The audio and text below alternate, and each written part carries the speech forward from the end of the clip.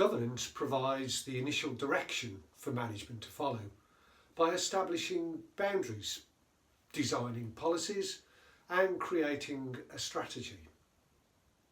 This means making clear organisational goals, values and the limits of organisational activity. It might include the types of services that can be in scope or regions in which the organisations can operate, organisational values that must be maintained, appetite for risk, and what success looks like. It then continuously reviews matters and decides on future direction, whether that is a continuation of the current direction or a change. This requires the governance team to look back on what has happened, to look at what is happening and look forward to what might happen in the future.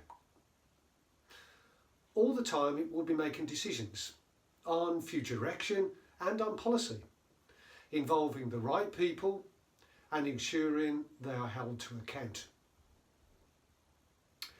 Governance that looks back is referred to as oversight. At its core, it is historic. It checks what was done and checks that it is in line with what was expected. Best practice is to adopt a balanced scorecard approach to determine the focus of governance oversight. Oversight governance is good organisational practice, but in some situations, in some sectors, it is a mandated legal or regulatory requirement, in, for example, the banking, insurance and financial services sector, with serious consequences if it is not done effectively. Executives are not allowed to simply maintain that they don't know. They are expected to put in place systems that ensure that they do know.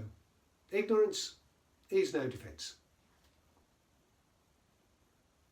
Oversight helps executives to appreciate what is happening in the present, to consider if it is desirable and decide whether changes are required to strategic direction or policy. But along with looking back, governance must also look forward to determine what might happen in the future. This is a vitally important function which considers risks to the organisation along with opportunities. This forward-looking governance is often referred to as insight rather than oversight. Insight is informed by the past and the present, and judgment is an essential ingredient in decisions about actions that will be taken. Risks will be an important concern of governance insight activity, identifying and prioritising risk and ensuring that appropriate actions are taken, both to prevent risk and to mitigate if a risk occurs. Insight is not just about downside risk. It is crucial that there is a focus on opportunities. What opportunities are emerging? What opportunities might emerge over time? How can management be directed to take advantage of opportunities? What policies and strategies need to be in place?